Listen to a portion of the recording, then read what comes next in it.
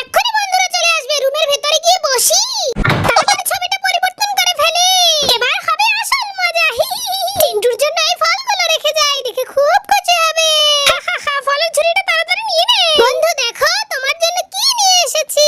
Wow, কি বলতো তুই? এটা তোর জন্য না। कोई बात नहीं। এই তাড়াতাড়ি দরজা খোল, না হলে ভেঙেই ফেলবো। কি হয়েছে বন্ধু, এরকম করছো কেন? তোমার কেক বল্টু নিয়ে গেছে। আরে সোনার চাঁদ, তোমাকে এবার দেখাচ্ছি মজা।